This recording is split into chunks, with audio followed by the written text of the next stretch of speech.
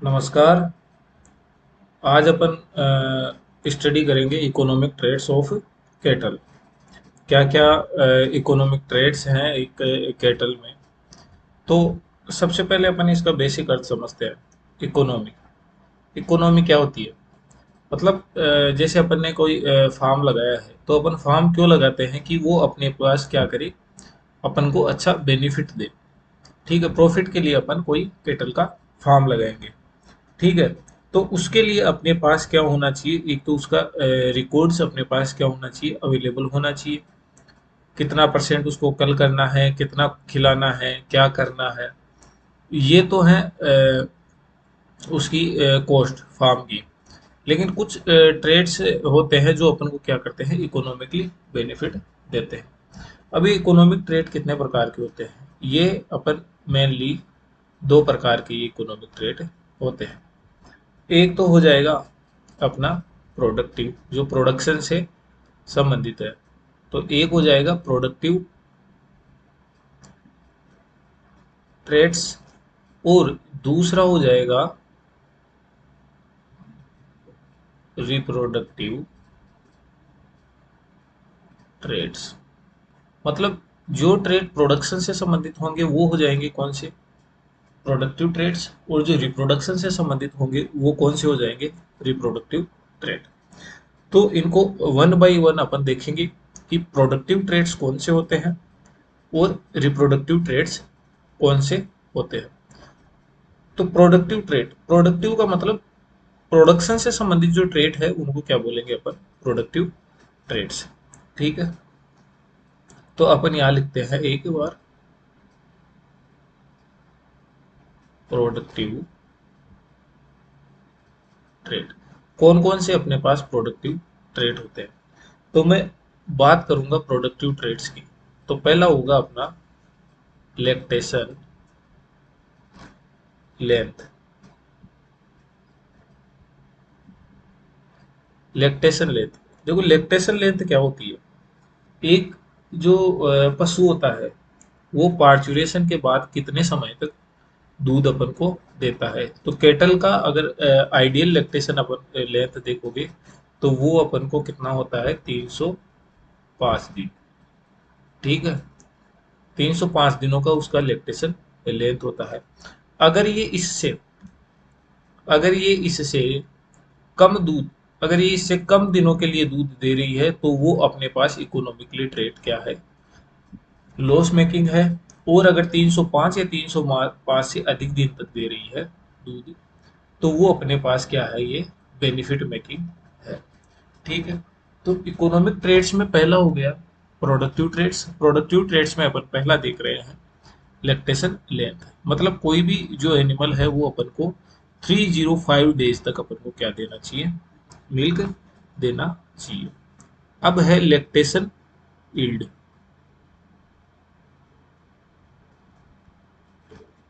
Lactation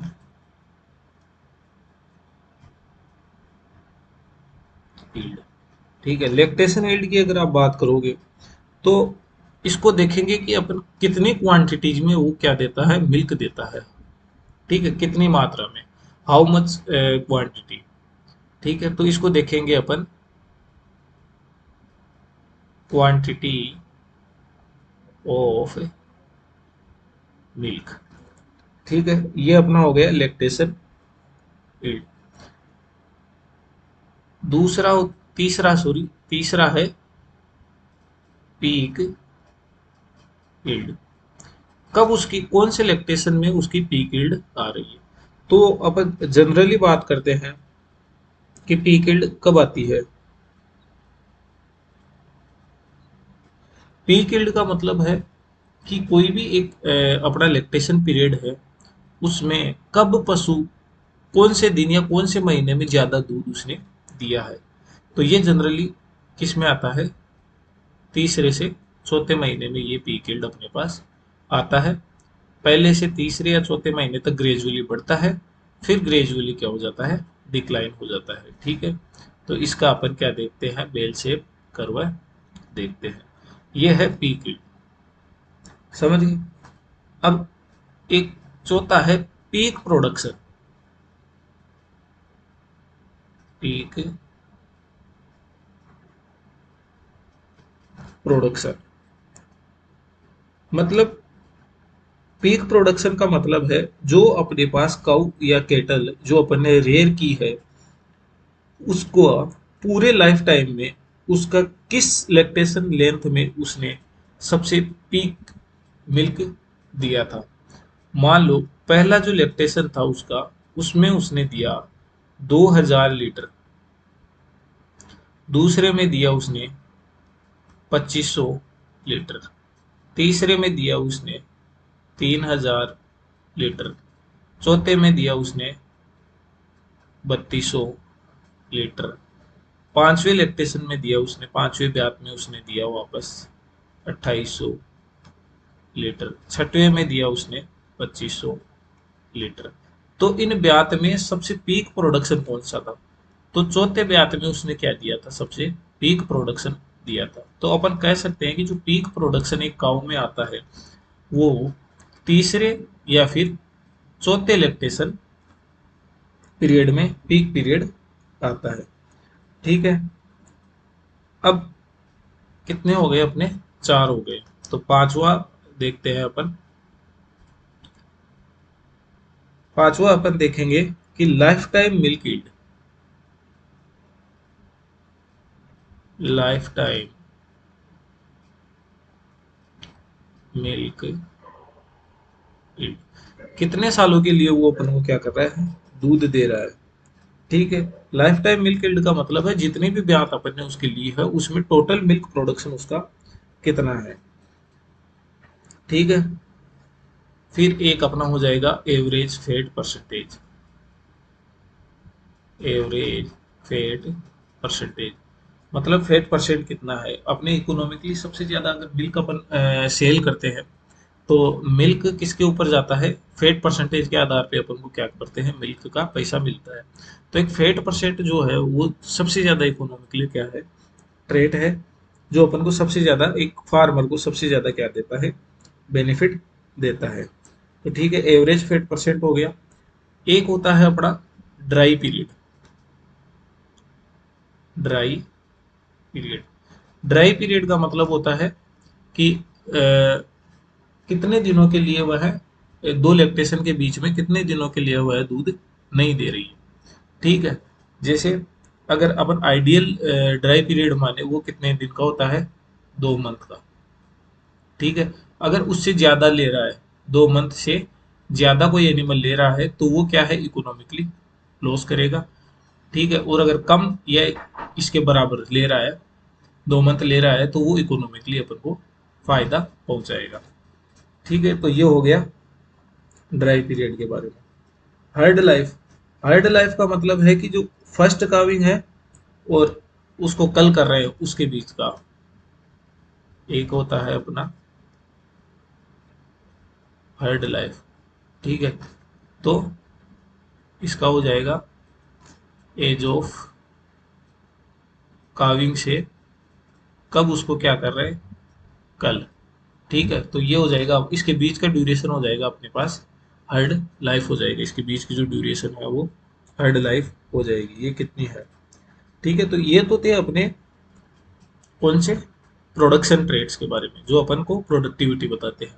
अब अपन बात करेंगे रिप्रोडक्टिव ट्रेड्स के बारे में। वो भी इकोनॉमिकली क्या होता है, कैसे फायदेमंद होता है, कैसे नुकसानदेह होता है, कितने तक। ठीक है। तो अब अपन बात करेंगे रिप्रोडक्टिव ट्रेड के बारे में। ठीक है। अब देखो रिप्रोडक्टिव जो ट्रेड है उसको कैसे देखते हैं। जैसे पहला रिप्रोडक्टिव ट्रेड में देखूंगा एज ऑफ मेच्योरिटी। ठीक है। उसमें फर्स्ट टाइम जो मेच्योरिटी है, फर्स्ट टाइम जो हीट साइन कर रही है वो कब हो रहा है? तो जितना जल्दी अपन को हीट साइन करेगी या जितना जल्दी ये मैच्योर होगा कोई भी केटल, उतना ही अपन को क्या करेगा? बेनिफिशियल होगा। मान लो एक केटल 2.5 या 3 साल के लगभग अपने पास क्या आ रहा है? हीट में आ रहा है और कंसीव किए जा रहा है, तो वो है इकोनॉमिकली बेनिफिशियल। और अगर मान लो कोई केटल अपने पास 5 साल में, 5 साल के बाद वो क्या कर रहा है? हीट में आ रहा है। तो एक तो आ रहा था 2.5 से 3 साल के बीच में। तो अपन ने इसको क्या किया, 2 साल क्या किया, चारा एक्स्ट्रा डाला है, उसको रियर किया है 2 साल। ठीक है, अब 2 साल जो चारा एक्स्ट्रा डाला है ये क्या है अपने पास, इकोनॉमिक, ये इकोनॉमिक लॉस करेगा अपन। ठीक है, तो एज ऑफ मेच्योरिटी काफी हद तक डिपेंड करती है रिप्रोडक्टिव ट्रेड पे। एज ऑफ मेच्योरिटी के साथ साथ age of first calving. Maturity तो आ गई मान लो, लेकिन मेच्योरिटी आने के बाद में 2 साल तक उसने कंसीव ही नहीं किया, तो वो भी लॉस है। अब कंसीव लेट करेगा तो काविंग भी लेट होगी। तो अपने पास काविंग, एज ऑफ काविंग कब आ रही है, तो जितनी कम एज ऑफ काविंग होगी उतनी ही क्या होगा अपने पास, बेनिफिशियल रहेगा। तो ये तो था पहला, ये दूसरा, और अब देखते हैं तीसरा, सर्विस पीरियड।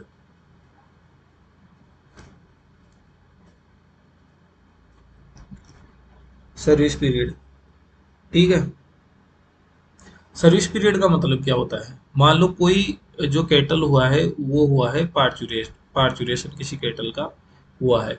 अब ये पार्चुरेशन होने के बाद में, ये पार्चुरेशन हो गया, ठीक है। पार्चुरेशन होने के बाद में वो कब कंसीव करता है, दोबारा कब कंसीव करता है, ठीक है। मान लो पार्चुरेशन आज हुआ, इसके ठीक 2 महीने बाद, 2 महीने बाद वो कंसीव कर रहा है, तो वो क्या है, ये जो पीरियड है वो कौन सा है, सर्विस पीरियड है। ठीक है, और आइडियल जो टाइम है वो कितने का है, 2 मंथ का ही माना जाता है। हद मार के 3 मंथ ले लो। ठीक है, अगर इससे ज्यादा ये सर्विस पीरियड ज्यादा आ रहा है, कंसीव करने में देरी हो रही है, तो मतलब वो क्या है, इकोनॉमिकली लॉस है फार्मर का। ठीक है, तो ये हो गया सर्विस पीरियड। चौथा है एक कंसेप्शन रेट।